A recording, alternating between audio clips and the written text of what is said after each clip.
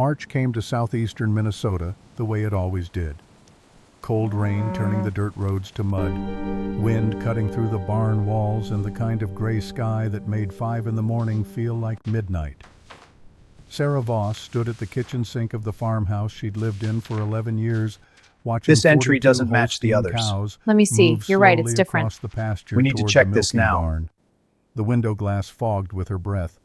She wiped it clear with her sleeve. Behind her, Robert Brennan set a manila folder on the kitchen table.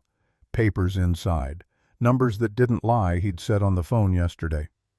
The drive from his grain operation 3 counties over had taken him 2 hours. He'd arrived before dawn, let himself in with the key their father had given him back in 1978, the year before Sarah married Michael. Robert's voice cut through the quiet of the kitchen, sharp and certain the way it had been since they were children. "The divorce is final, Sarah. This was Michael's operation. You don't know how to run it, and the bank isn't going to carry you. Pack what's yours and we'll figure out the rest." Sarah didn't turn around. Her hands stayed on the edge of the sink, fingers pressed against the cold porcelain.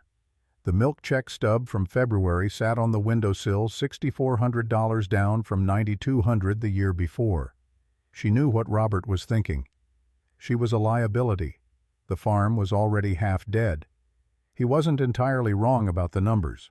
He was wrong about who controlled what. She just hadn't told him yet. Have you ever had someone tell you to give up on everything you worked for because they thought you weren't capable? The question hung in the air between them, unspoken but present in the way Sarah's shoulders stayed square, in the way she didn't move toward the folder Robert had brought. Robert pulled out a chair. The legs scraped against the linoleum. He sat down and opened the folder, spreading loan statements and market reports across the table like evidence in a trial. Sarah finally turned around. She looked at her brother, 41 years old, thick through the shoulders, from years of grain farming hair going gray at the temples. He wore the same Carhartt jacket their father used to wear. "When do you need an answer?" Robert's eyebrows lifted. He'd expected resistance, maybe tears. Not this. "The Knutsons want to know by the end of the month. Thomas has been good about waiting, but he can't hold the offer forever. 72 cents on the dollar, Sarah. In this market, that's generous." Sarah walked to the table. She didn't sit. She picked up the loan statement, $47,000, extended twice, already due for quarterly review in 2 weeks. She set it back down exactly where it had been. "I'll think about it." Robert's jaw tightened. "There's nothing to think about. The operation is underwater. Milk prices are still falling.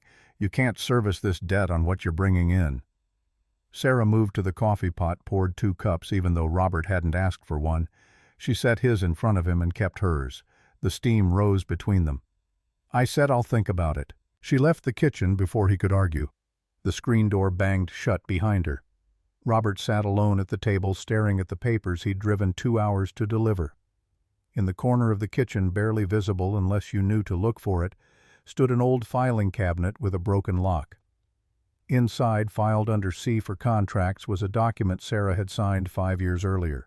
Robert had never seen it. Michael had barely remembered it existed. Sarah crossed the muddy yard to the barn. Lars Anderson was already there, 70 years old and retired from his own farm, but he still showed up every morning at 5 to help with the milking. He'd known Sarah since she was 16. He'd known her mother before the cancer took her in 1983. "Your brother's here," Sarah nodded. Lars didn't ask questions. He handed her the first milking unit, and they worked in silence, the rhythmic hiss and pull of the machines filling the barn. 42 cows, 400 gallons of milk a day when production was good. Route 7, Fillmore County, picked up every 3 days by the hauler from the creamery in Preston. Sarah's hands moved through the routine clean attach move to the next stall. Her mind moved somewhere else entirely, back to a summer day in 1979 when she'd met Michael Brennan at the county fair. He'd been 24, broad-shouldered and easy-smiling, working his uncle's booth selling hay equipment. Sarah had been 19, a year out of high school, working at the bank in town and living with her parents. Michael had asked her to dinner. She'd said yes. 6 months later, they were married. Her father had given them 280 acres and a house that needed work. Michael's uncle had sold them the starter herd, 20 cows, half of them pregnant. Those first years had been good. Michael understood cattle. He could spot mastitis before it showed symptoms, knew when a cow was off her feed This before entry she doesn't stopped match the eating. others. Let me Sarah see. had You're taken right, it's over different. the paperwork, the feed We need to orders, check the this vet now. bills, the milk cooperative agreements. She was good with numbers. She'd always been good with numbers. In 1981, the creamery had reorganized their pickup routes. New regulations from the state required reauthorization of all service contracts. The meeting was scheduled for a Tuesday afternoon in May. Michael had been in the north pasture fixing a section of fence that had come down in a storm the night before. Sarah had driven to Preston alone, sat in the small office that smelled like coffee and diesel fuel, and signed the new contract when the creamery manager pushed it across the desk. Name of authorized account holder. He'd said pen already in hand. Sarah Voss, she'd written. Her maiden name, the one she'd kept for banking purposes because changing everything over had seemed like too much trouble. The manager had stamped the document, filed it, and that was that. Route 7, Fillmore County. Authorization for commercial pickup of raw milk from the Brennan farm 4 miles west of Preston on County Road 16. Valid for 5 years, renewable upon request. Sarah hadn't thought much about it at the time. Michael had thanked her for handling it when she got home. They'd gone back to the work of running a small dairy operation. The cows calved. The milk checks came. The seasons turned. Her mother had been sick by then, though none of them knew how sick. Breast cancer diagnosed that fall. She'd lasted 2 years. In the hospital near the end, she'd told Sarah something that stuck. Always read what you sign, honey. Paper has more power than people think. Sarah had nodded, holding her mother's hand, not understanding what the words really meant. She understood now. The milking finished at 7. Lars helped her move the cows back to pasture and clean the equipment. Robert's truck was still in the driveway. Sarah walked back to the house. Emily was awake, sitting at the kitchen table eating cereal, her blonde hair uncombed and her feet bare. 8 years old, 2nd grade. She looked up when Sarah came in. "Why is Uncle Robert here?" "He came to talk about the farm." Emily's spoon clinked against the bowl. "Are we leaving?" "No, sweetheart. We're not leaving." Robert had moved from the kitchen to the living room. He stood by the window looking out at the barn. He turned when Sarah entered. "I've been thinking about what you said, about the Knutson offer, and I want to see the numbers again, all of them, not just the loan statement." Robert's expression shifted surprise, then something that might have been hope. He went back to the kitchen, retrieved the folder. Sarah sat on the couch.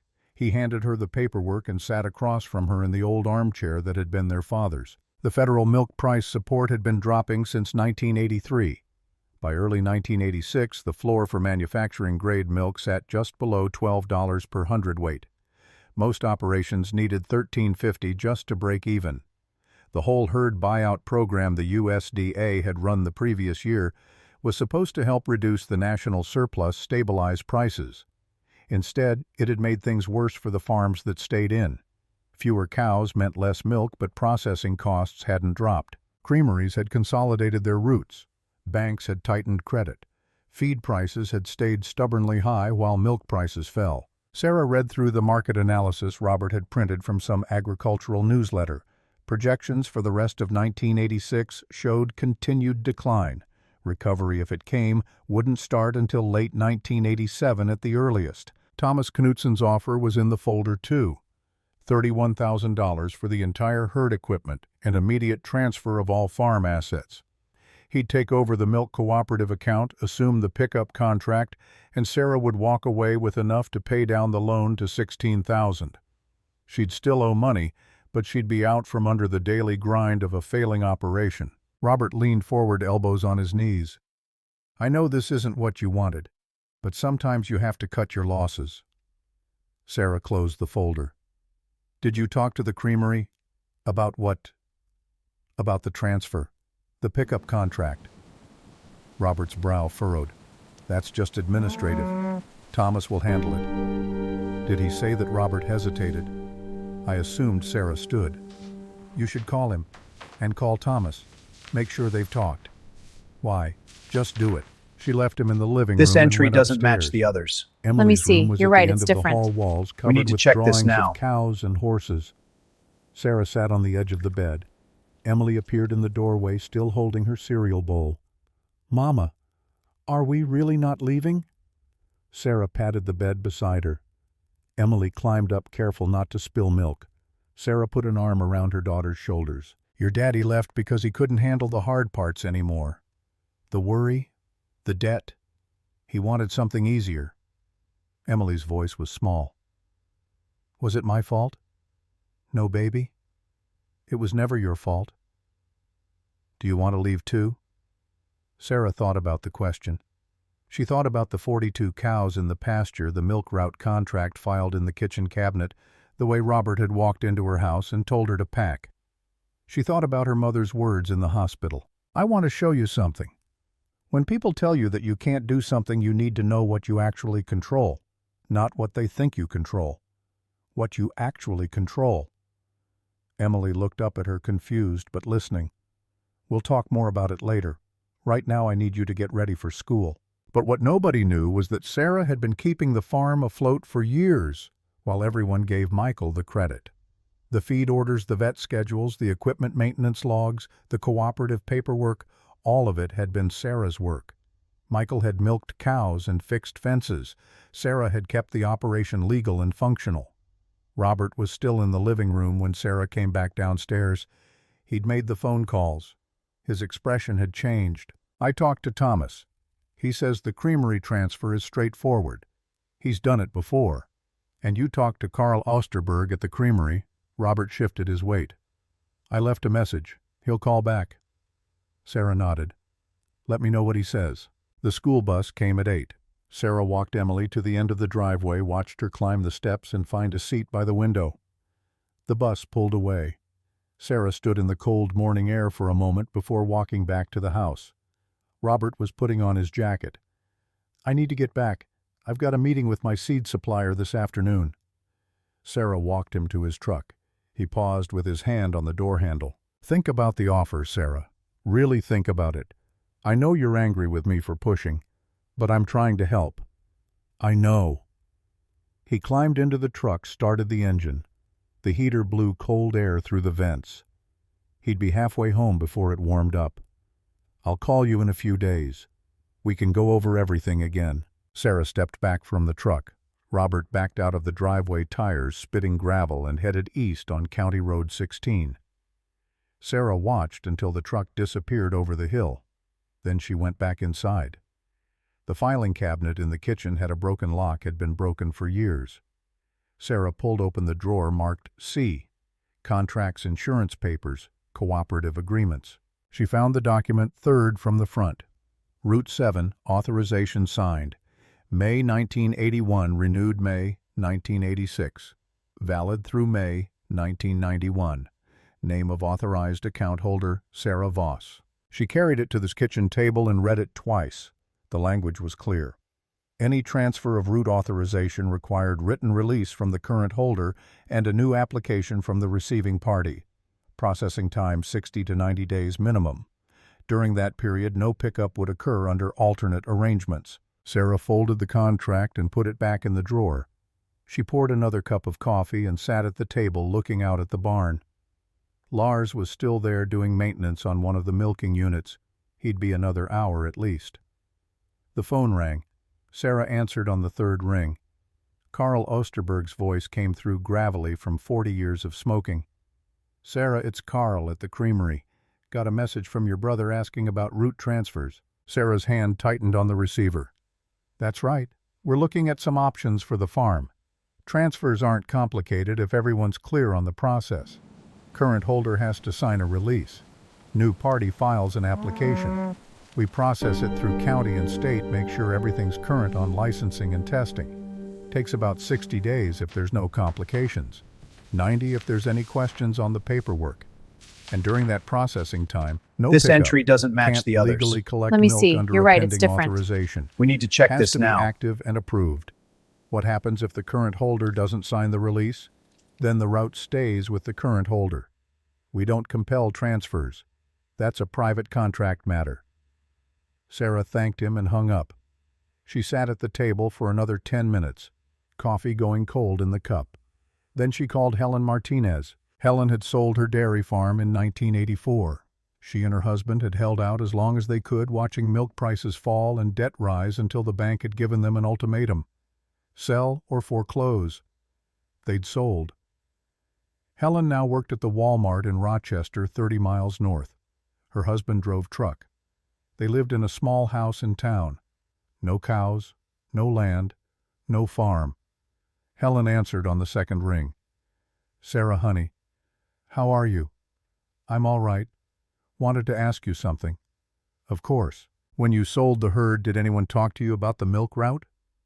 Helen was quiet for a moment. "Why do you ask?" "Robert wants me to sell to Thomas Knutson. I'm trying to understand how it all works." The route was the part that surprised us. We thought it just transferred with the sale. But it doesn't. It's a separate contract. We had to sign a release and the buyer had to apply fresh. Took 3 months. The buyer had to pay feed costs the whole time with no milk check coming in. Almost killed the deal. Did it go through eventually? But it was close. If I'd known, I might have asked for more money. The route has value, more than people realize. Sarah thanked her and ended the call. She sat in the quiet kitchen thinking. The milk route was the artery the whole operation ran on. Without it, you had cows and no legal way to sell what they produced. The milk would sit in the bulk tank. It would spoil. No pickup meant no milk check. No milk check meant no cash flow. Thomas Knutson wanted the herd at 72 cents on the dollar, a price that made sense if you assumed the route transferred automatically with the cows, a price that made no sense if you understood the buyer would have 60 to 90 days of feed costs with zero revenue while waiting for authorization. Sarah went to the barn and found Lars tightening bolts on the vacuum pump. "Lars, can I ask you something?" He set down his wrench and straightened up one hand on his lower back. "Shoot. If someone offered you 70 cents on the dollar for something that was worth $1, would you take it? Depends on whether I needed the 70 cents right now or could wait for the $1 later. What if taking the 70 cents meant you'd never get another chance at $1 again?" Lars wiped his hands on a rag, considering. "Then I'd think real hard about why someone was so eager for me to take the 70 cents. Sarah nodded. Lars had been farming when she was still in grade school. He'd seen markets rise and fall, watched neighbors succeed and fail. He didn't give advice unless asked directly, and he didn't judge. "Your mother was a smart woman, Sarah. You take after her more than you know." Sarah left the barn. The March wind cut across the fields, carrying the smell of wet earth and manure. Spring was coming, whether the farm was ready or not. Calves were due in April. The fields would need planting. The equipment would need servicing. The work didn't stop just because the numbers didn't add up. Robert called back 2 days later. He'd heard from Carl Osterberg about the transfer process. His voice on the phone sounded different, less certain, more careful. "Carl said you called him directly. I wanted to understand how it works. He mentioned the 60-day processing time. I didn't realize it took that long." Sarah waited. Thomas might have concerns about that. The feed costs during the waiting period. He should. Robert was quiet for a moment. "Why didn't you bring this up when we talked?" "You didn't ask." Another silence, longer this time. "I'm trying to help you, Sarah." "I know. But help and control aren't the same thing." Robert didn't have an answer for that. He promised to call back after he'd talked with Thomas again. Sarah hung up and went back to work. The cows needed milking. The bills needed paying. Emily needed dinner and help with homework. The farm didn't care about anyone's plans or assumptions. That evening, after Emily was in bed, Sarah pulled the route contract out again. She read every word, every clause, every condition. The document was This 5 entry pages doesn't of match the dense others. legal language, Let me but see. the core You're of right, it it's was different. simple. We need to Sarah check this Voss now. held the authorization for Route 7, Fillmore County. Any change to that authorization required her written consent and a processing period during which no alternate pickup arrangements could be made. She thought about Thomas Knutson's offer. $31,000 for 42 cows and equipment. A straight sale that assumed the route would transfer smoothly and immediately. Thomas was a good man, honest and fair. He probably didn't know about the 60-day gap. Robert certainly hadn't known. Sarah could sign the release. She could make the sale easy, take the money, pay down the debt, and walk away. That was what Robert wanted. It was probably what Michael would have wanted if he'd stayed around long enough to have an opinion. But Sarah kept thinking about what Helen Martinez had said. The root has value, more than people realize, and she kept thinking about her daughter asleep upstairs, Emily who'd asked if they were leaving, Emily who'd watched her father give up and drive away, Emily who needed to see her mother stand for something. Sarah folded the contract and put it back in the drawer. She turned off the kitchen light and went upstairs. Emily's door was open a crack. Sarah pushed it wider and looked in. Her daughter lay curled under the quilt, blonde hair spread across the pillow, breathing deep and even. Sarah whispered into the darkness, "We're not leaving, baby." Not yet. The bank letter arrived on March 12th. First Agricultural Bank, Preston, Minnesota. Official letterhead with the logo Sarah had seen on statements for 6 years. She opened it standing by the mailbox at the end of the driveway, the envelope already damp from the morning rain. Dear Mrs. Voss, we are writing to inform you that your operating loan account ending in 4782 is due for quarterly review on March 28, 1986.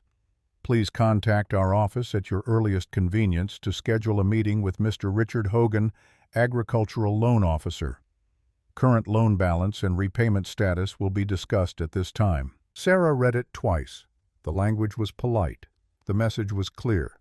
The bank wanted to know if she could keep paying, and if she couldn't, they wanted to know what came next. She walked back to the house. Robert called that afternoon as if he'd known the letter was coming. He probably had. Small-town banks talk to everyone. Did you get the letter from First Ag this morning? I can come with you to the meeting, help explain the situation. Sarah leaned against the kitchen counter phone cord stretching across the room. What situation is that? That the operation isn't sustainable at current milk prices. That selling the herd is the responsible choice. I don't need you to explain anything to Richard Hogan. I've been dealing with him for 6 years. Robert's frustration came through the line. Sarah, you're not hearing me. The bank is going to ask for a plan. You need to have an answer. I'll have an answer. What answer? You'll find out at the meeting. Robert started to argue, but Sarah cut him off. I need to go. Emily's bus is coming. She hung up before he could respond. The school bus wasn't due for another hour, but Robert didn't need to know that. Sarah went to the filing cabinet and pulled the root contract again. She also pulled the last 18 months of milk check stubs, the operating loan schedule, and the lease agreement for the land still technically owned by Michael, but leased back to the operation under terms negotiated in the divorce settlement. She spread everything on the table and started making notes. Numbers, dates, contract language. By the time Emily came home from school, Sarah had filled 3 pages with calculations and possibilities. Emily dropped her backpack by the door and came to the table. What are you doing? Sarah looked up, figuring something out. Can I help? Sarah smiled. Sure, baby. Can you count these milk check stubs for me? Tell me how many we have. Emily climbed into a chair and started counting, tongue poking out in concentration. Sarah watched her daughter's small hands moving through the papers. 8 years old. Too young to understand what was happening, but old enough to know something was wrong. There are 18, Emily announced. That's exactly right. Thank you. Mama, are we poor? The question hung in the air. Sarah set down her pen, We don't have a lot of extra money right now, but this we have entry the farm. doesn't match the we others. have the cows. Let me see. We have each You're right, other. it's different. Emily We need to nodded, check this serious. now. Uncle Robert thinks we should sell the cows.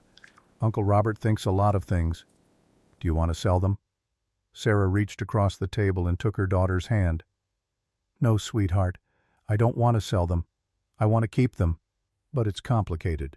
Emily squeezed her mother's hand. You're smart. You'll figure it out. Sarah's throat tightened.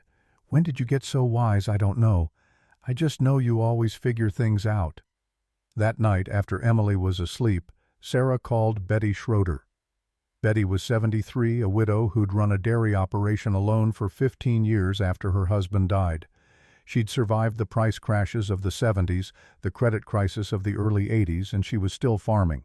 Smaller operation, now just 20 cows, but she was still in the game. Betty answered on the first ring, voice sharp and clear. Sarah Voss, I was wondering when you'd call. How did you know I would? Helen Martinez told me about your brother's plan. Sell at the bottom, walk away clean. That's always the advice men give when they're scared. I don't want to sell. Then don't. The bank wants a meeting. They're reviewing the loan. Course they are. What are you going to tell them? I don't know yet. Betty was quiet for a moment. You know what the problem is with selling at the bottom? You lock in the loss. Those cows you'd sell for 70 cents on the dollar, you built that herd over years. They have production records. If prices recover, replacing them would cost more than you'd get from selling them now. Sarah stared at the papers on the table. That's what I've been thinking. The farms that survive are the ones that hold on through the bottom. You find a way to make it work, smaller operation, restructured debt, whatever it takes. But you don't sell the foundation and expect to rebuild later. It doesn't work that way. How do I hold on when the numbers don't add up? You find leverage you didn't know you had. You look at what you actually control, not just what you own. And you make people understand that you're not going anywhere. Sarah thought about the root contract in the filing cabinet. Leverage. Thank you, Betty. Don't thank me yet. Thank me when you're still farming a year from now. Sarah hung up and sat in the quiet kitchen. Outside, the barn lights were off. The cows were settled for the night. In a few hours, she'd be up again, starting the whole cycle over. Milking at 5, paperwork at 8, maintenance and feeding, and endless small crises that made up the daily work of a dairy farm. The meeting with Richard Hogan was scheduled for March 28th. Sarah marked it on the calendar hanging by the phone. 2 weeks away. 2 weeks to decide what she was going to say, how she was going to play this. Robert called again 3 days later. Thomas Knutson wanted to firm up the details. He'd talked to Carl Osterberg about the route transfer. He understood now about the processing time. He was willing to wait the 60 days, but he wanted assurance that Sarah would sign the release as part of the sale agreement. Sarah listened to Robert explain all this. She didn't interrupt. When he finished, she asked one question. Did Thomas say how he'd cover feed costs during the 60-day gap? Robert hesitated. He's working on financing for that. So he doesn't have it yet. He's confident he can arrange it. Confident isn't the same as arranged. Sarah, what are you doing? I'm making sure everyone understands what they're getting into. The offer is good through the end of March. After that, Thomas might need to look at other options. Then I'd better think fast. She hung up and went to the barn.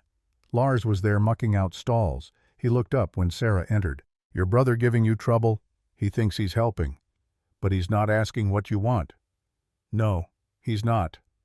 Lars leaned on his shovel. You know what you're going to do? I'm starting to. The next day, Sarah drove to Preston. She parked on Main Street and walked into the First Agricultural Bank. The lobby was small wood paneling and worn carpet photos of local farms on the walls. Sarah told the receptionist she wanted to confirm her appointment with Richard Hogan.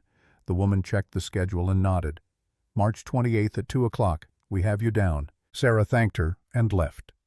She drove to the creamery next. Carl Osterberg was in his office, surrounded by route maps and shipping schedules. He waved Sarah in when he saw her at the door. Sarah Voss, twice in 1 month.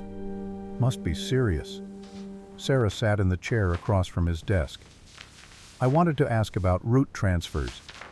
Hypothetically. This entry doesn't match the Carl others. leaned back, Let me chair see. creaking. You're right, it's different. Hypothetically. We need to check this now. If a route holder decided not to release a route, what happens? The route stays with the current holder. Like I told you before, we don't compel transfers. That's between private parties. And if someone bought a herd thinking the route would transfer but then it didn't, then they'd have cows and no pickup. They'd be in a bad spot. Carl studied her for a moment. You're thinking about that Knutson offer.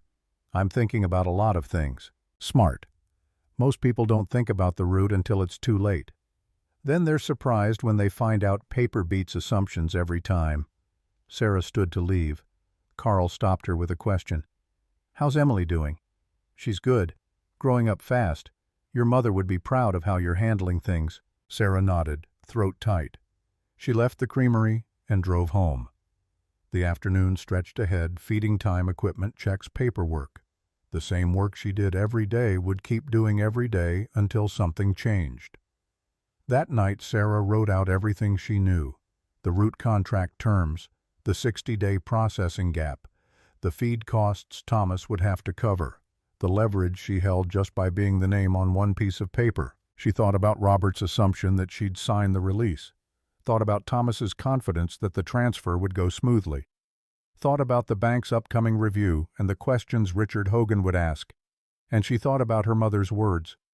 Paper has more power than people think. Sarah pulled the root contract out one more time. She read the signature at the bottom, her own handwriting from 5 years ago, blue ink faded but still clear. Sarah Voss, authorized account holder. She'd signed it because Michael was busy fixing a fence. She'd renewed it in her name because that's how it had been originally filed. No grand plan, no strategy, just paperwork handled by the person who always handled paperwork. But now that paperwork was worth more than anyone had realized, worth more than the cows, worth more than the equipment, because without it, none of the rest mattered. Sarah closed the file and put everything away. She turned off the lights and went upstairs. Emily's door was open. Sarah looked in, saw her daughter's sleeping peacefully blonde hair across the pillow. She thought about the promise she'd made. "We're not leaving." She meant to keep it. March 28th arrived cold and clear. Sarah dressed in her one good wool skirt and the blue blouse she wore to church twice a year. She drove Emily to school early, kissed her daughter's forehead at the classroom door, and headed to Preston. The bank meeting was scheduled for 2 o'clock. Robert's truck was already in the parking lot when she arrived at 1:45. He stood by the entrance holding the same manila folder from 2 weeks earlier. His expression shifted when he saw what Sarah carried, a leather portfolio she'd used years ago when she worked at the bank herself, before marriage, before the farm became everything. "You brought paperwork."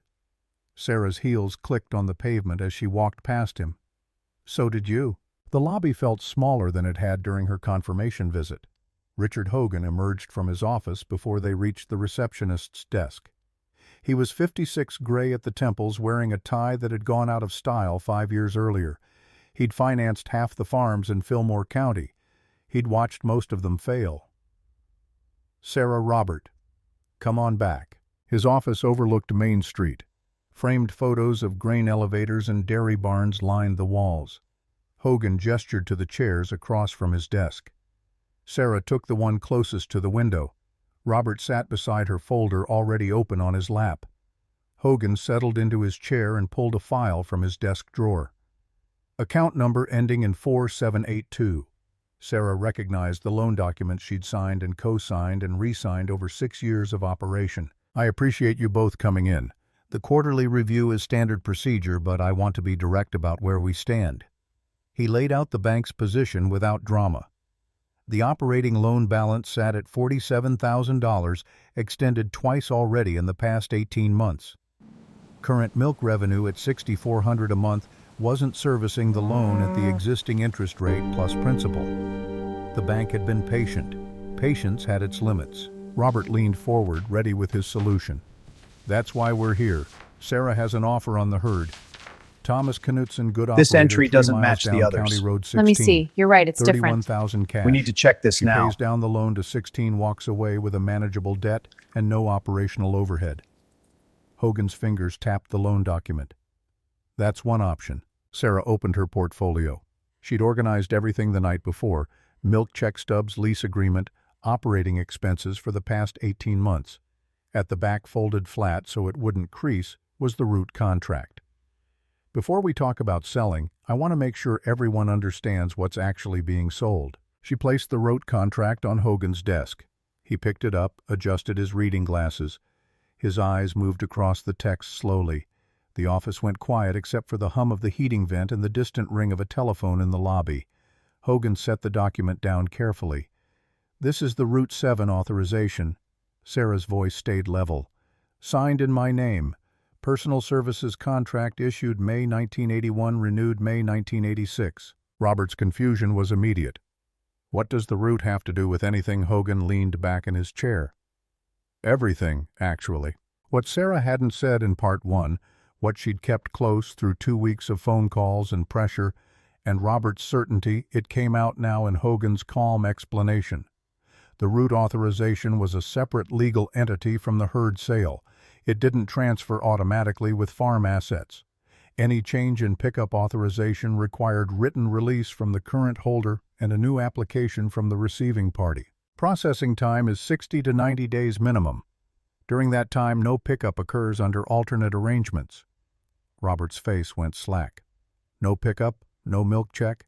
The buyer holds 42 dairy cows with no legal mechanism to sell their production. Feed costs continue. Revenue stops for 2 to 3 months. The room pressed in on them. Sarah watched Robert's mind work through the implications. She'd seen that expression before the moment he realized he'd miscalculated, misunderstood, missed something fundamental. Robert's voice came out tight. "Does Thomas know about this?" Sarah kept her eyes on Hogan. "I don't know what you told him." Hogan removed his glasses and set them on the desk.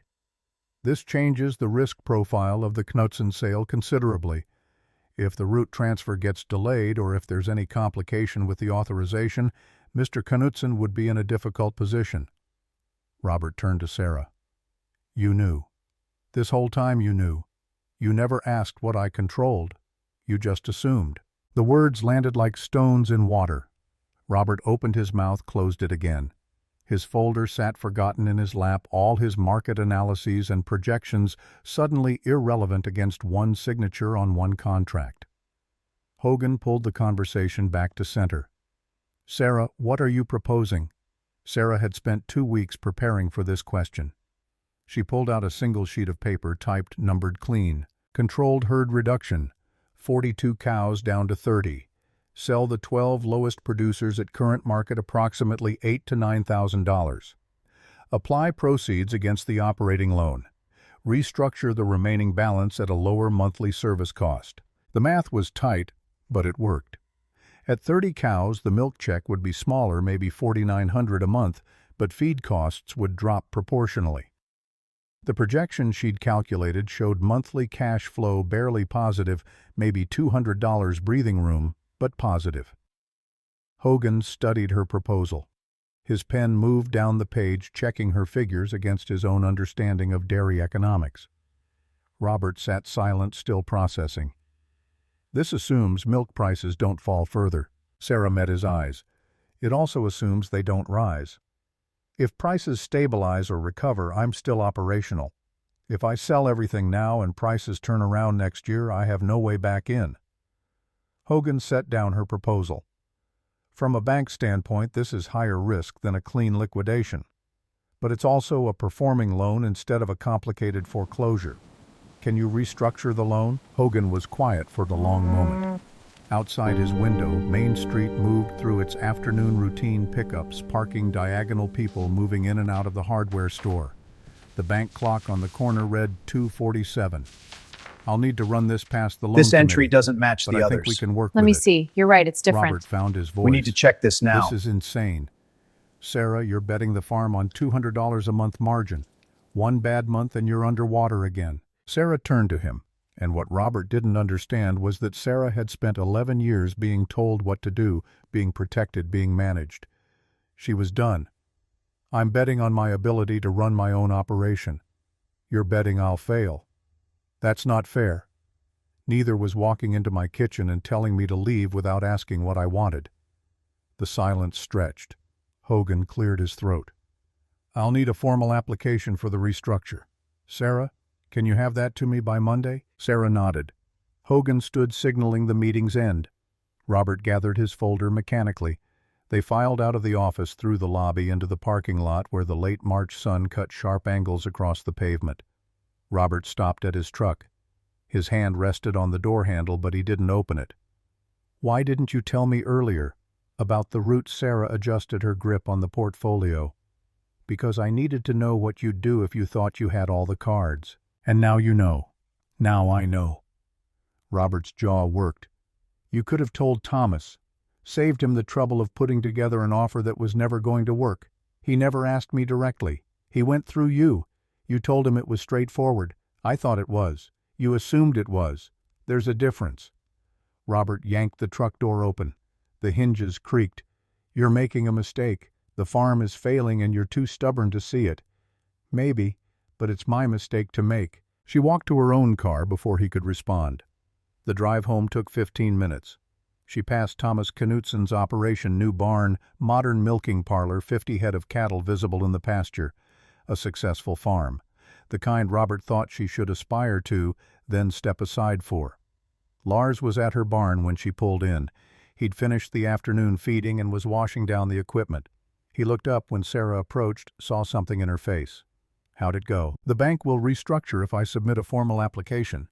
And your brother Sarah leaned against the barn wall. He's angry. Angry because you didn't tell him, or angry because you were right? Both, probably. Lars sprayed down the last section of floor. Your mother used to say that men get angry when women know things they don't. Makes them feel like the world's not organized the way they thought. Sarah smiled despite everything. She said that, more or less. Usually after your father tried to tell her how to run the household accounts. The comparison stung and comforted at the same time. Sarah pushed off the wall.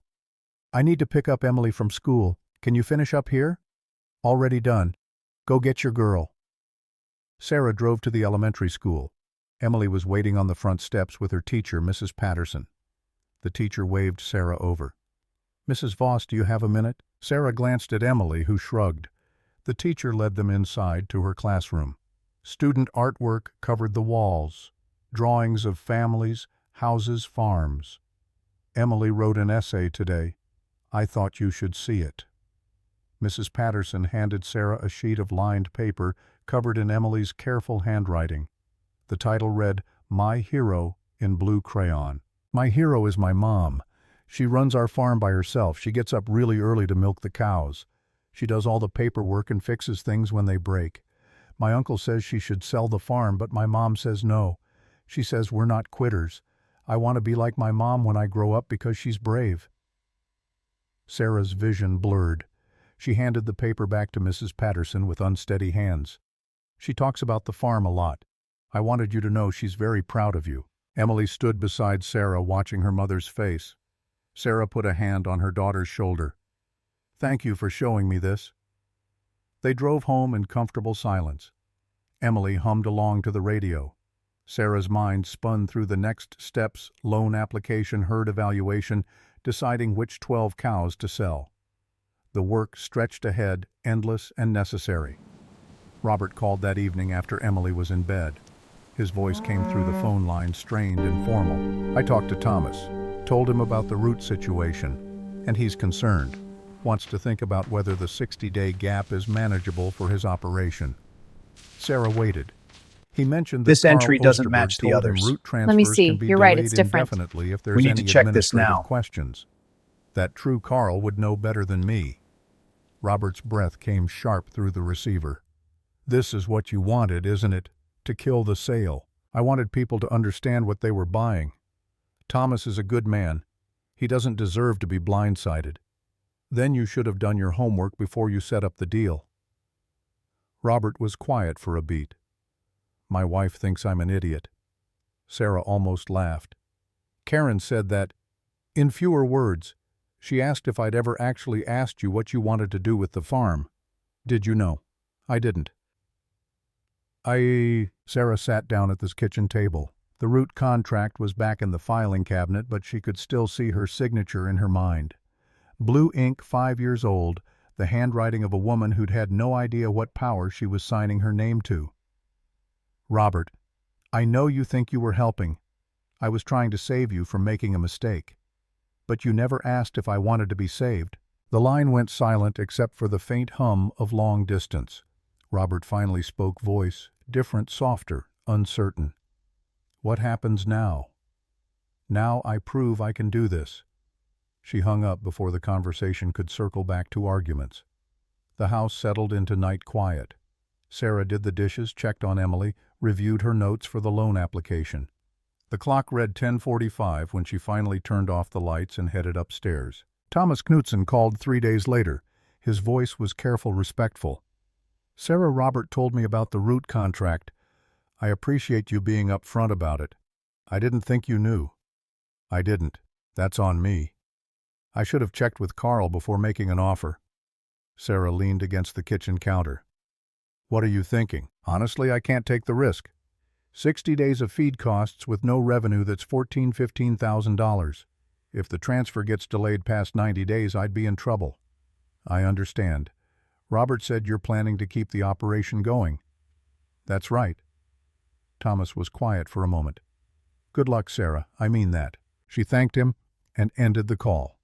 The sale was dead. Robert's solution, his exit strategy, his plan to save her from herself. All of it dissolved because of one contract and one signature. Lars came by that afternoon. Sarah was in the barn evaluating the herd with a notebook and pen. She'd been studying production records, milk quality tests, calving histories. The 12 cows she needed to sell couldn't just be random. They had to be the ones whose loss would hurt the operation least. Lars stood at the barn entrance. Heard Thomas pulled out. News travels. It does when the whole county's watching to see if Sarah Voss can actually pull this off. Sarah marked another notation in her notebook. No pressure. Betty Schroeder called this morning, wants to know if you need any help. Sarah looked up. Help how? She didn't say. Just said to call her back. Sarah finished her evaluation and called Betty from the kitchen phone. The older woman answered on the first ring, voice sharp as always. Sarah. Thomas backed out. He did. Smart man. That deal would have buried him. Sarah sat down at the table. Betty, why did you call Lars? Because I wanted to make sure you're not doing this alone. How much do you need? For what? Don't play dumb. How much cash do you need to make this work? Sarah's throat tightened. Betty, I can't take your money. You're not taking. I am investing. Pay me back when milk prices recover. I don't know when that will be. Neither do I. That's why it's an investment, not a loan. Now stop being proud and tell me the number. Sarah pulled her calculations from the portfolio. The herd reduction would bring in 8,000 to 9,000. The loan would restructure from 47,000 to roughly 38 or 39. But there were gaps, equipment repairs. She'd been deferring vet bills coming due, the spring planting costs for feed crops. 2,000 would cover what I can't put off anymore. Betty didn't hesitate. I'll write you a check. Come by tomorrow. Betty, tomorrow, Sarah. Don't make me repeat myself. The line went dead. Sarah sat holding the receiver, overwhelmed by the sudden shift from isolation to support. She'd spent 2 weeks planning a loan, calculating This entry alone, doesn't fighting match her the brother's others. assumptions Let me alone. see. You're right, it's different. Now Betty We Schroeder, need to check a woman this she now. barely knew beyond church and Farm Bureau meetings, was offering her a lifeline. Emily came home from school and found Sarah still at the kitchen table, surrounded by papers. Her backpack hit the floor with a thud. Mama, can I help? Sarah looked at her daughter, 8 years old, blonde hair escaping from her ponytail, eyes bright with eagerness. She'd said yes to help before, let Emily count milk check stubs. This time felt different. I need to decide which cows to sell. Want to help me look at their records? Emily climbed into a chair. Sarah spread out the production logs. She explained what the numbers meant. Pounds of milk per day, butterfat percentage, somatic cell counts that indicated health. Emily listened, asked questions, pointed to one cow's record. This one's numbers are low. That's Marigold. She's been a good producer for 6 years, but you're right, she's slowing down. They worked through the records together. By dinner time, Sarah had a list of 12 candidates. Cows that were aging out, cows with recurring health issues, cows whose production had dropped below profitable levels. It hurt to see their names written down. Animals she'd cared for, milked twice daily, brought through calvings and illnesses. But sentiment didn't pay bills. That night, Sarah typed up the loan restructure application. She included her herd reduction plan, her projected cash flow at 30 cows, and a breakdown of operating expenses. She attached the last 18 months of milk checks and the current lease agreement. The package was 15 pages by the time she finished. She drove to Preston the next morning and hand-delivered it to Richard Hogan's secretary. Then she drove to Betty Schroeder's farm. 20 cows grazed in a pasture that looked well-maintained, despite Betty's age. The farmhouse was small, white clapboard with green shutters. Betty opened the door before Sarah reached the porch. Come in. Coffee's on. The kitchen smelled like cinnamon and years of home cooking. Betty poured 2 cups and sat across from Sarah at a worn wooden table. I've been farming 52 years. Started when I married Henry in 1934. Survived the Depression, the war, every price crash and drought and disaster you can name. Sarah wrapped her hands around the warm mug. Betty continued. Henry died in 1971. Heart attack in the barn. Everyone told me to sell. A woman can't run a dairy alone, they said. Banks wouldn't loan to me. Suppliers treated me like I was temporary. But I had Henry's records and I knew those cows better than anyone. So I kept going. How? One day at a time. One problem at a time. And I learned something important. She pulled a checkbook from a drawer and wrote Sarah's name at the top of a blank check. People respect what you control, not just what you own. She filled in $2,000 and signed it. Sarah stared at the check on the table between them. Betty, I don't know how to thank you. Thank me by being here a year from now. Still farming, still fighting. Sarah left Betty's farm with the check in her pocket and tears she wouldn't let fall until she reached the car. By the time she pulled into her own driveway, she'd composed herself. Lars was waiting by the barn. Got a call from the livestock auction in Rushford. They can take your 12 cows on April 15th. That's 2 weeks. You want more time? Sarah thought about it. Every day she waited was another day of feed costs for animals she was going to sell anyway. No. April 15th works. The next 2 weeks blurred into preparation. Sarah marked the 12 cows she'd selected. She contacted the auction house, arranged transport, filed the necessary health certificates. She worked the numbers repeatedly, making sure the projected sale proceeds matched her estimates. Robert called once during that time. The conversation was brief, strained. Hogan told me he's moving forward with your restructure application. That's right. You're really doing this. I am. Silence stretched. Then Robert's voice came through, awkward and uncertain. If you need help with anything, I'll let you know. They hung up without resolution, without reconciliation. Sarah didn't have energy for her brother's crisis of conscience. She had a farm to save. Richard Hogan called on April 10th. The loan committee had approved the restructure. $38,300 at a reduced interest rate extended over 10 years instead of 5. Monthly payments would This drop entry to doesn't manageable match the levels others. if Let me and see. only You're right, if it's Sarah different. maintained the We need to 30-cow check this now. operation and milk checks stayed above $4,500 a month. We're betting on you, Sarah. Don't make us regret it. I won't. April 15th arrived gray and cold. The livestock truck came at dawn. Sarah and Lars loaded the 12 cows. Emily stood at the barn door watching. She'd asked earlier if she could say goodbye to Marigold. Sarah had held her while she cried. The truck pulled away. Sarah watched until it disappeared over the hill. Lars put a hand on her shoulder. Hardest part's done. Sarah shook her head. Hardest part's just starting. The auction proceeds came through 3 days later. $8,700. Less than she'd hoped, more than she'd feared. She drove to the bank and paid it against the loan. The balance dropped to $29,600. First Agricultural sent a revised loan schedule. The restructure was official. May brought the creamery meeting. Sarah had requested it specifically, wanted everyone in the same room, wanted no more misunderstandings or assumptions. Carl Osterberg agreed and suggested bringing Richard Hogan as well. Robert asked if he could attend. Sarah said yes. They met on May 6th at the creamery office. 4 people around a conference table: Sarah, Robert, Richard Hogan, Carl Osterberg. The room smelled like diesel and old coffee. Carl had route maps spread across one end of the table. Sarah started. I wanted everyone here so we're clear on where things stand. The herd reduction is complete. 30 cows operational. The loan is restructured. Route 7 authorization remains in my name. Carl nodded. I'm adding a pickup to Route 7 starting next month, every other day instead of every 3 days. Should help your cash flow timeline. Sarah hadn't expected that. Why? Carl shrugged. Makes sense logistically. And you're a good customer. Been running clean quality milk for 6 years. The small gesture the quiet help offered without fanfare hit Sarah harder than Betty's check. She managed to keep her voice steady. Thank you. Hogan reviewed the bank's position.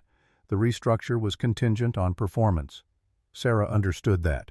If she missed payments or if production dropped below minimums, the bank would revisit. Robert had been quiet through most of the meeting. Now he spoke, voice careful. I want to go on record. I was wrong about my sister. Everyone turned to look at him. Robert's face colored, but he continued. I assumed she couldn't do this. I was wrong. If the bank is supporting her, I will too. Sarah stared at her brother. He'd driven 3 counties to sit in this meeting and say 6 words that must have cost him everything. I was wrong about my sister. Carl broke the silence. Well then, sounds like we're all on the same page. Sarah, you keep producing quality milk, we'll keep picking it up. The route stays active as long as you want it. The meeting ended. They filed out into the May sunshine. Hogan shook Sarah's hand and headed to his car. Carl went back inside. Robert stood by his truck keys in hand. Sarah approached. He looked uncomfortable, like he wanted to say more but didn't know how. Thank you for what you said in there. Robert's shoulders relaxed slightly. I meant it. I was wrong. I know. Karen says I should apologize for telling you to leave your own farm. She's right. Robert managed a small smile. She usually is. They stood in the parking lot, two siblings who'd spent weeks circling each other in conflict. Sarah thought about offering reconciliation, but the wound was too fresh. Robert seemed to understand. If you need help with spring planting, let me know. I will. He climbed into his truck and drove away. Sarah sat in her car for a long moment before starting the engine. The 30 cows were waiting. The barn needed cleaning. Life didn't stop for emotional closure. But that evening, when Robert called, she answered on the second ring. Sarah, I wanted to ask you something. When you signed that route contract back in 1981, did you know it would matter? No. I was just handling paperwork, so you got lucky. Maybe. Or maybe I paid attention when everyone else assumed. Robert was quiet. Why didn't you tell me earlier? Really? Sarah looked out the kitchen window at the barn lights. I told you. This entry I needed doesn't to match see the who others. You really were. Let me see. And You're I tried right, to it's deal different. you out completely. We need to check this now. Yes, I'm sorry for that. The apology sat between them, real and necessary. Sarah accepted it without making it easy. I know. They talked for another 10 minutes about planting schedules, weather forecasts, Emily's progress in school. Normal sibling conversation, the kind they hadn't had in months. When they hung up, Sarah felt something shift. Not forgiveness exactly, not yet, but maybe the beginning of it. The next day, Robert drove over to help fix a section of fence in the back pasture. They worked side by side in the May heat, driving posts and stretching wire. Sweat soaked through Sarah's shirt. Robert paused to drink from his water bottle. You could have told me earlier about the route. I know. Why didn't you? She thought about it, tested different answers in her mind, settled on truth. Because I needed to know what you'd do if you thought you had all the cards. Robert hammered another post. And now you know. Now I know. They finished the fence line as the sun dropped toward the horizon. Robert gathered his tools and loaded them in his truck. He paused before getting in. You're going to make it, Sarah. The farm. You're going to make it. I hope so. I know so. He drove away as twilight settled over the fields. Sarah stood in the driveway watching his taillights disappear. Then she turned and walked to the barn. 30 cows to milk. 30 cows that were hers on a route that was hers on a farm she'd refused to surrender. The people who do the work are the people who own it, not on paper, in reality. Lars found her checking equipment. He'd stayed late, something he did more often now. Everything all right? Sarah smiled. Everything's all right. June brought the first milk check from the reduced herd. $4,900, exactly where Sarah's projections had placed it. She deposited the check at First Agricultural and paid the month's restructured loan payment with $300 to spare. The margin was razor thin, but it was there. The daily work expanded to fill every available hour. Sarah woke at 4:30, dressed in the dark, and was in the barn by 5. Lars arrived shortly after, moving slower these days, but still steady. The 30 cows moved through the milking routine like they'd always been 30, like the 12 missing animals had never existed. By 8, Sarah had the herd back in the pasture and the equipment cleaned. She made Emily breakfast, saw her off to school, then returned to the endless list of maintenance tasks that kept a farm operational. Feed orders, equipment repairs, vet appointments, fence inspections. The work didn't stop because the herd was smaller. If anything, Sarah felt the pressure more acutely. Every cow mattered now. Every milk check had to clear. One significant setback could unravel everything she'd fought to keep. Mid-June brought the first real test. The vacuum pump on the milking system started making a grinding noise during the morning session. Sarah shut it down immediately and called the repair service in Rushford. The technician came out that afternoon, took one look at the bearings and shook his head. "This pump's been running on borrowed time. You need a rebuild or a replacement." "How much rebuild is $1,800? New pump is $3,500. Sarah felt her stomach drop. She'd budgeted for minor repairs, not major equipment failure. Rebuild it. The technician promised to order parts. 2 weeks minimum for delivery, maybe 3. Sarah thanked him and watched his van pull away. Then she went to the barn and stared at the disabled pump.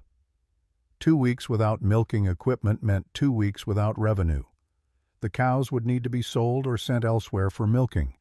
Either option was impossible. Lars found her still standing there 20 minutes later. "What are you thinking?" "I'm thinking I can't afford to be down for 2 weeks. Lars walked a slow circle around the pump, studying it the way he'd studied machinery for 50 years. "I might know someone who has parts. Old guy in Lanesboro, retired dairy mechanic. Let me make a call." He called from Sarah's kitchen phone. The conversation lasted 5 minutes. When he hung up, he had an address written on a scrap of paper. "Henry Gustafson. Says he's got a parts collection in his barn. We This can drive entry over doesn't tomorrow, match see the if he's others. got what we need." Let me see. You're right, it's They different. made the trip the next We need morning. to check this now. Lanesboro was 40 minutes north, a small town tucked into the bluffs along the Root River. Henry Gustafson's place sat at the end of a gravel road, barn doors open to the summer heat. The old mechanic met them outside 80 if he was a day overalls stained with decades of grease and oil. Lars explained the problem. Henry nodded and led them into the barn. Shelves lined the walls, packed with salvaged equipment parts, sorted by some system only Henry understood. He pulled down a box, rummaged through bearings and seals, and emerged with exactly what Sarah needed. "How much?" Henry waved the question away. $20 for my time finding it. Parts are free. I've been holding on to this stuff for years. Glad someone can use it." Sarah tried to argue, but Henry was already walking away. Lars paid him $20, and they drove back to the farm with the parts wrapped in newspaper on the seat between them. Lars spent the rest of the day installing them. The pump ran smooth by evening milking. That crisis averted, another emerged in July. The milk check came in at $4,600, $200 below projection. Sarah went through the production records trying to understand the drop. 3 cows were producing below their historical averages. Not sick, the vet confirmed. Just slowing down, maybe age, maybe stress from the herd disruption. Sarah couldn't afford slowing production.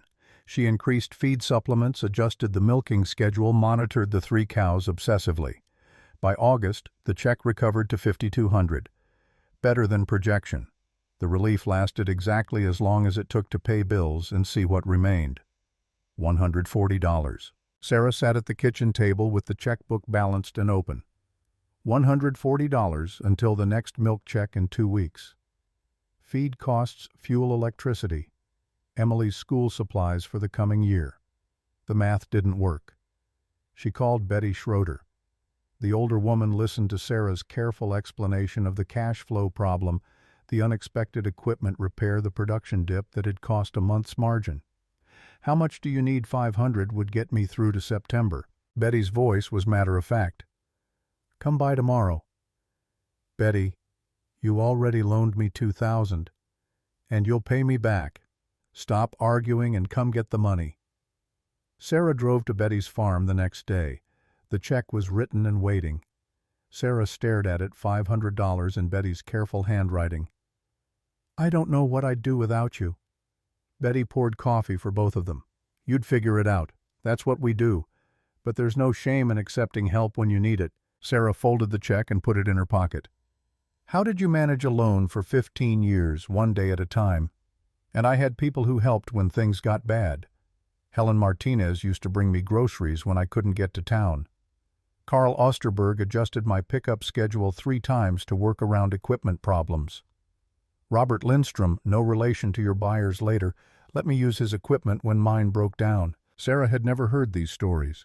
The quiet network of support that kept small operations alive through the lean years.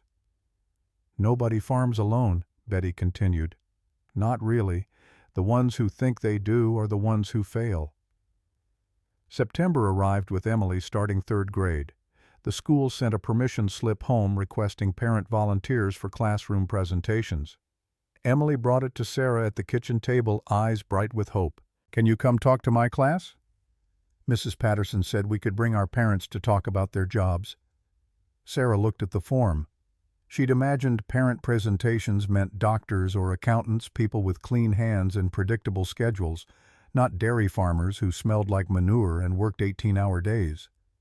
What would I talk about? The farm. How you run it by yourself. Mrs. Patterson says it's inspiring. Sarah signed the form. Mrs. Patterson called 2 days later to schedule, October 15th at 10 in the morning. Sarah marked it on the calendar with a mixture of pride and terror. The presentation consumed her thoughts for weeks. What did third graders need to know about dairy farming? What could she say that wouldn't bore them or go over their heads? She drafted notes, threw them away, started over. Emily helped. She made a list of questions her classmates might ask. How many cows do you have? This What do they entry eat? doesn't match the others. Do you ever get tired? Let me see. You're right, Sarah it's different. answered each question. We need to check this rehearsing, now. refining. October 15th came bright and cold. Sarah dressed in clean jeans and the same blue blouse she'd worn to the bank meeting. She brought photos of the cows and a jar of feed grain to pass around. Emily led her to Mrs. Patterson's classroom, 23 third graders sitting cross-legged on the carpet. Mrs. Patterson introduced Sarah. Emily's mother runs a dairy farm here in Fillmore County. She's going to tell us about her work. Sarah stood at the front of the classroom, suddenly aware of how young these children were. Emily sat in the front row, beaming. What Sarah wasn't just fighting for was a farm. She was fighting to show her daughter that women don't quit when men say they should. She started by showing the photos. This is our barn. These are some of our cows. Holstein cows are black and white, and they give us milk that goes to the grocery store. Questions came immediately. How do you milk them? Do they have names? Are you scared of them? Sarah answered each one, relaxing into the rhythm.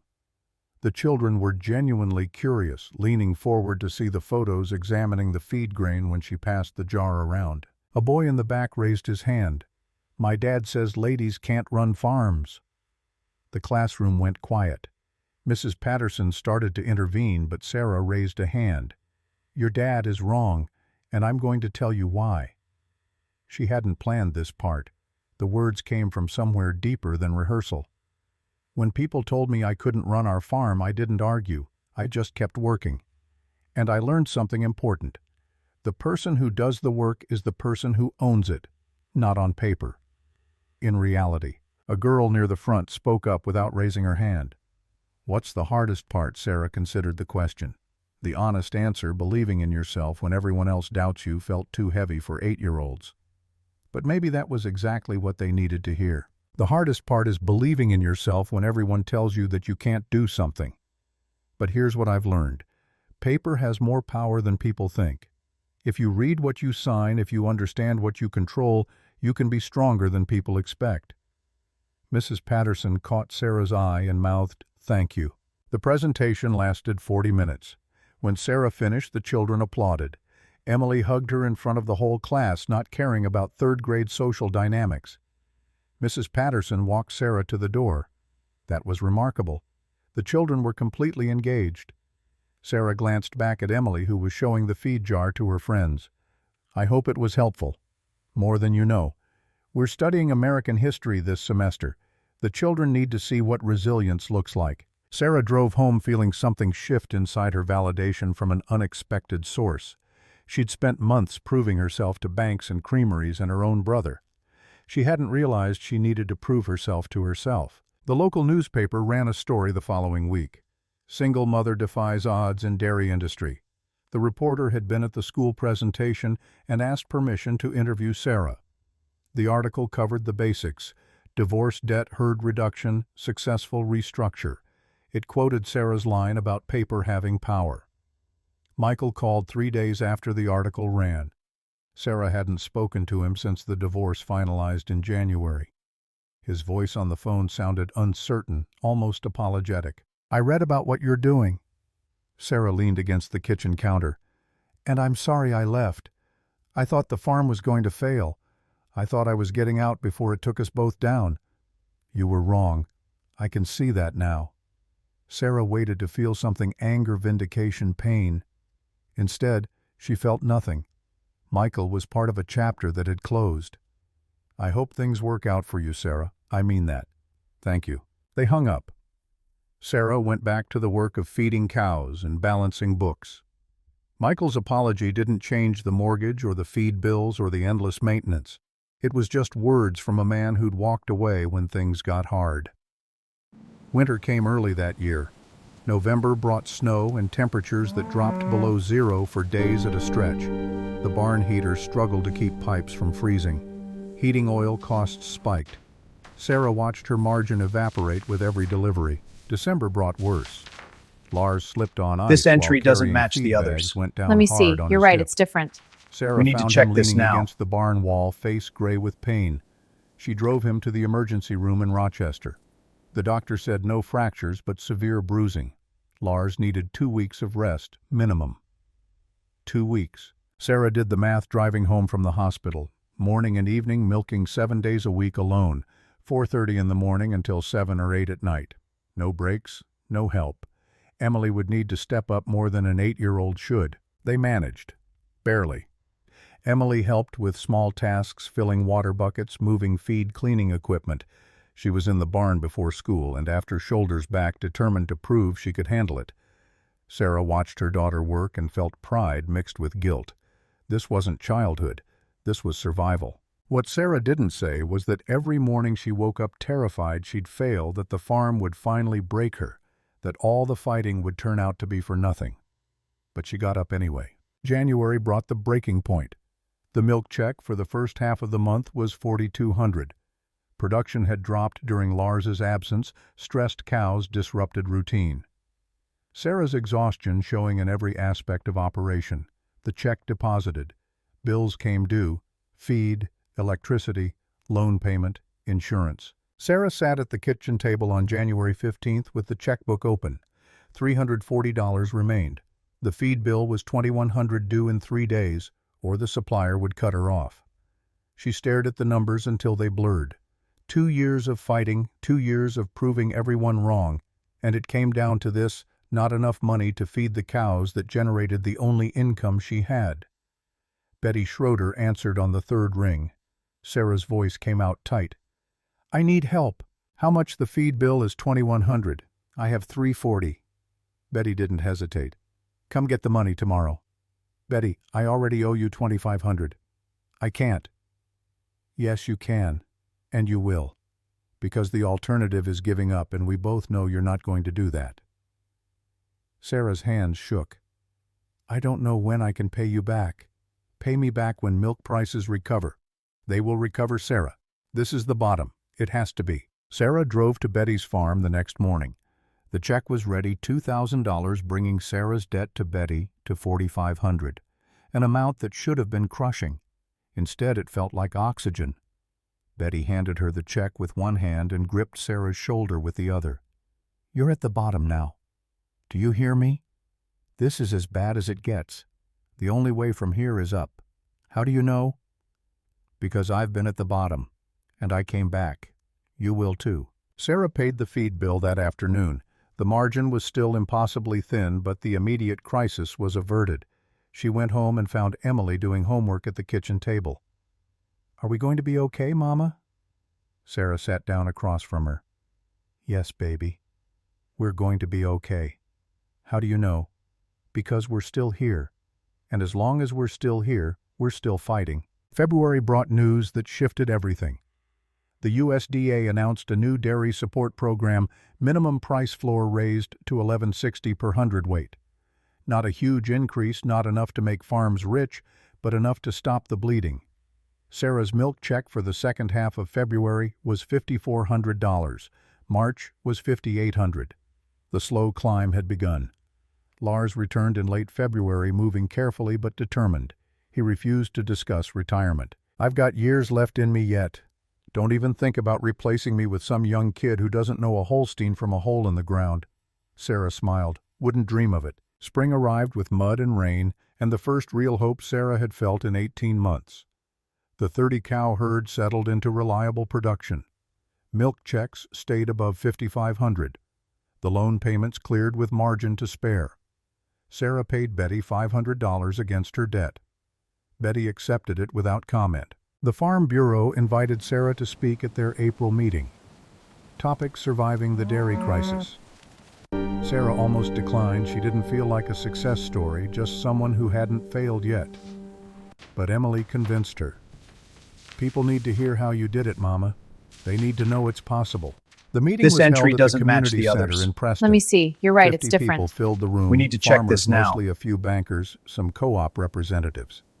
Sarah stood at the podium with note cards she'd prepared and immediately abandoned. Instead, she told the truth about the divorce and the debt and the brother who told her to leave, about the milk route contract she'd signed 5 years earlier without knowing it would become her leverage, about the 60-day processing gap that killed the sale to Thomas Knutson, about winter mornings when she wasn't sure she could keep going. Leverage isn't always about size or strength. Sometimes it's about reading the fine print and knowing what you actually control. The room was silent when she finished. Then an older farmer in the back stood and started clapping. Others joined. Sarah's face burned, but she held her ground. During the question period, a younger farmer asked how she'd made the bank agree to restructure. I gave them a plan that worked better than foreclosure. They were betting on numbers. I made the numbers work. Robert attended the meeting. He sat in the middle row listening to his sister explain things he'd learned the hard way. Afterward, he approached her. I learned more from watching you this year than from 20 years farming grain. Sarah studied her brother. The certainty that had defined him in March was gone, replaced by something that looked like humility. You could have asked instead of assuming. I know, I'm still learning that. They drove their separate ways. The relationship was better but not fully healed. Some wounds needed time. Summer, 1987. Brought a rhythm Sarah recognized from the early years with Michael. Predictable work, manageable stress, the farm operating like it was supposed to. Lars arrived every morning at 5:15. They milked together, cleaned equipment together, handled the endless maintenance together. Emily spent afternoons in the barn, confident now with tasks that had intimidated her a year earlier. The feed supplier approached Sarah in July. David Hoffman had run the feed mill since his father's death in 1984. He was 43, steady and quiet, a widower who'd lost his wife to cancer the year before Sarah's divorce. They'd known each other professionally for years. Sarah ordered feed, David delivered it. The relationship was cordial and nothing more. Until David asked if she'd like to have dinner sometime. Sarah's first instinct was to decline. She didn't have time for dating, didn't have energy for anything beyond the farm. But Emily heard about it. Small towns had no secrets, and cornered her mother in the kitchen. You should go, Mama. You deserve to be happy. I am happy. Emily gave her a look that was far too knowing for a 9-year-old. You're surviving. That's not the same thing. Sarah went to dinner. They talked about feed prices and equipment maintenance and the slow recovery of the dairy market. It wasn't romantic. It was comfortable. David understood farming, understood the work, understood why Sarah had to be home by 9 to check on the cows. They went to dinner again 3 weeks later, then a month after that. The relationship developed slowly, carefully. Two people who'd been hurt, learning to trust again. David never pushed. Sarah never promised more than she could give. By autumn, they were seeing each other regularly. Emily approved. Lars approved. Robert met David at a Farm Bureau meeting and later called Sarah to say he seemed like a good man. 1988 brought stability. Milk prices held steady around $12.40 per hundredweight. Sarah's operation ran smoothly enough that she could take a day off occasionally without disaster. The loan balance dropped below $20,000. Betty Schroeder's debt was down to $3,500. Emily turned 10 in March. Sarah threw a birthday party at the farm, the first celebration they'd hosted since before the divorce. 20 kids from Emily's class ran through the barn and pasture, petting cows and climbing hay bales. Helen Martinez brought cake. Betty brought homemade ice cream. David helped organize games. Sarah watched from the barn door, taking in the scene. Her daughter laughing with friends. Her farm productive and profitable. Her network of support visible and real. Lars appeared beside her. You did good. We did good. I couldn't have made it without you. Lars shrugged. You'd have figured it out. You always do. By 1989, Sarah had rebuilt enough margin to consider expansion. Milk prices had recovered to $12.80. Her 30-cow operation This entry was running doesn't near match the capacity. others. Let me The see. barn You're could right, it's handle more. different. The We need pasture to check could this support now. more. The route authorization could accommodate more. She discussed it with Lars. He thought 42 returning to the original herd size made sense. Sarah disagreed. 42 was Michael's number. I want mine. They settled on 38. 8 new cows carefully selected from auctions and farm sales. Young animals with good production records and clean health histories. Sarah paid cash, $7,000 total. No new debt. The expanded herd pushed milk checks above $7,500 by summer. Sarah paid off Betty Schroeder's debt completely in August. Betty tried to refuse the final payment, keep it as operating capital. Sarah pressed the check into Betty's hand. You gave me a chance when nobody else would. This debt is paid. Betty's eyes glistened. Your mother would be so proud. The Minnesota Dairy Association awarded Sarah their Outstanding Small Farm Operator Award in November. The ceremony was held in St. Paul, 2 hours north. Sarah brought Emily. They stayed overnight in a hotel Emily's first time. The ballroom held 200 people, mostly farmers and agricultural professionals. Sarah accepted the plaque at the podium. Her speech was short. This award belongs to everyone who believed in me when I didn't believe in myself. My daughter, who showed me what courage looks like. Lars Anderson, who showed up every morning even when there was no money to pay him. Betty Schroeder, who taught me that accepting help isn't weakness. Richard Hogan at First Agricultural, who bet on numbers instead of assumptions. And my mother, who taught me that paper has power if you know how to read it. The applause was genuine. Emily stood in the front row, clapping hardest of anyone. The 1990s brought the kind of stability Sarah had only imagined in the hardest moments of 1986. The 38-cow operation hummed along profitably. Milk prices recovered fully by 1992. Sarah paid off the restructured loan in 1995, 10 years of payments completed in 9. Emily graduated high school in 1996, valedictorian of her class. Her speech mentioned growing up on the farm, learning resilience from watching her mother refuse to quit. She'd been accepted to the University of Minnesota's veterinary school with a full scholarship plus savings Sarah had accumulated over a decade of careful budgeting. Sarah and David married in 1996, a small ceremony at the farm with close friends and family. Robert stood as one of the witnesses. The relationship between siblings had healed slowly over the years, built back through shared work and honest conversations. Karen, Robert's wife, had become one of Sarah's closest friends. Lars retired in 1998 at 78, moving to Arizona to be near his daughter. Sarah threw a party, the barn full of people who'd known Lars for decades. He gave a short speech about watching Sarah transform from Michael's wife into her own person, someone who understood that control mattered more than ownership. David helped on the farm, but Sarah remained primary operator. The route stayed in her name. She renewed it in 1991 and again in 2001. Nobody questioned it anymore. Emily finished veterinary school in 2000, specializing in dairy cattle. She took a job in Chicago but visited monthly. She'd absorbed lessons from the farm about resilience, about refusing to quit, about the quiet power of understanding what you control. By 2003, Sarah was 55. She'd run the farm alone or with David's help for 17 years. The work was harder on her body than it had been at 40. She woke up stiff, moved slower, tired faster. The operation was profitable and stable, but Sarah recognized the moment. She was ready to stop. The decision crystallized one morning in April while milking. A young couple had contacted her through Carl Osterberg at the creamery. Jessica and Mark Lindstrom, late 20s, looking to buy an established operation. Mark came from a third-generation dairy family. His grandfather had emigrated from Sweden in the 1920s. Jessica was an accountant. They wanted to farm together as equal partners. Sarah invited them to visit. They arrived on a Saturday, eager and respectful. Jessica asked sharp questions about production records and operating costs. Mark evaluated the herd with an experienced This eye. entry doesn't match They the others. reminded Sarah Let me of see. herself You're right, and it's Michael, different. but different. We need to check Better. this now. After they toured the barn, Sarah sat with them at the kitchen table. "Before we go further, I need to make something clear." Jessica pulled out a notepad. Mark leaned forward, listening. "The milk route authorization is separate from the farm sale. It's in my name. It doesn't transfer automatically." Jessica's pen paused over the paper. "How does it transfer? I sign a release. You apply for new authorization in your name.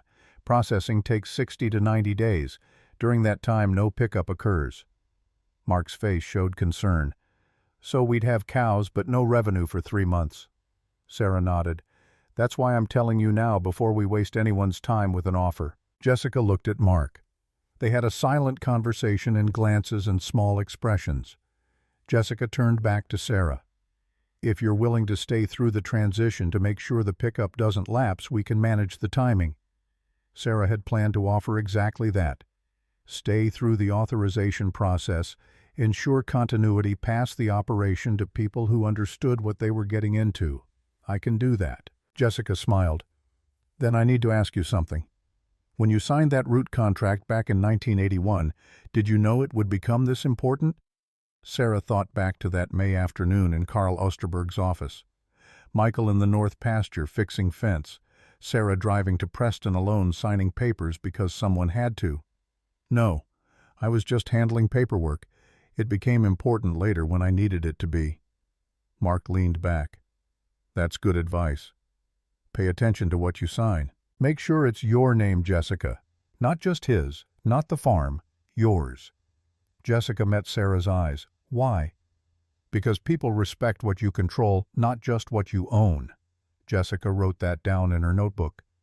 Sarah recognized the gesture, a woman learning lessons, storing them for future use. The sale closed in June 2003. Sarah signed the release the same day. Jessica submitted her application for Route 7 authorization. The creamery estimated 75 days processing time. Sarah stayed through the summer teaching Jessica everything. How to read production records, when to call the vet, which equipment needed daily attention. David helped Mark with the physical labor of dairy farming. By September, the Lindstroms were operating smoothly. The route authorization came through on September 12th. Sarah received the notification by mail. Jessica Lindstrom, Route 7, Fillmore County.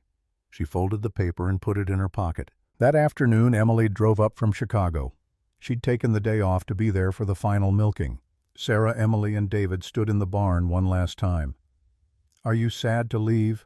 Sarah looked around the barn she'd fought to keep. "No. I did what I needed to do. Now it's someone else's turn. You taught me that women can do anything." Sarah pulled her daughter close. "I taught you that people respect what you control, not just what you own. Remember that." They walked through the farm together past the pasture where 38 cows grazed, past the equipment Sarah had maintained for 17 years, past the filing cabinet where the original route contract still sat in a folder marked C. Sarah checked the mailbox out of habit.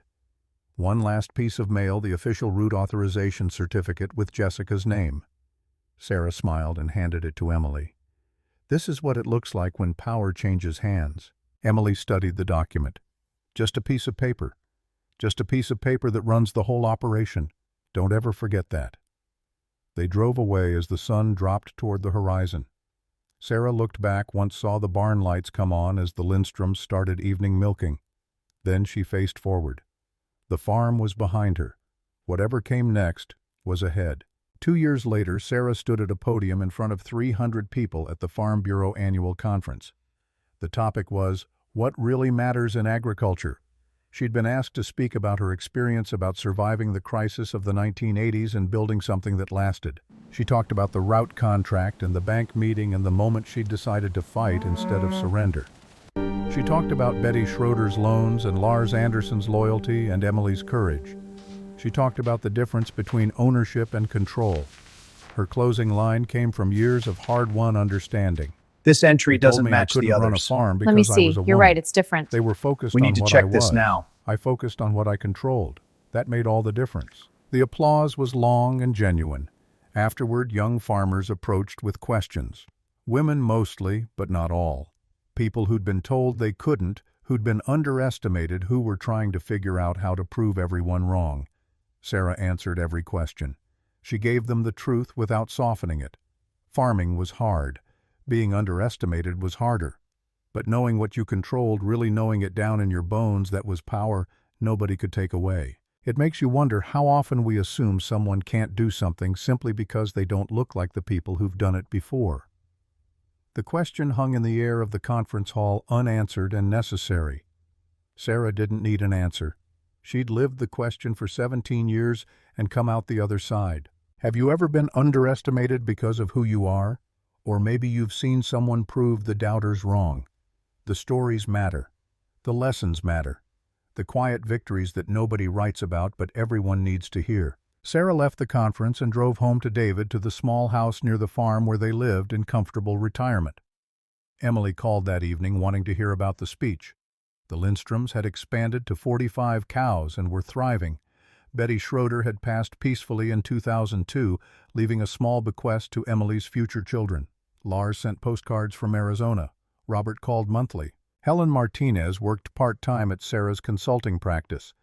Yes, there was a consulting practice now, small but meaningful. Women in agriculture called asking for advice, asking how Sarah had done it.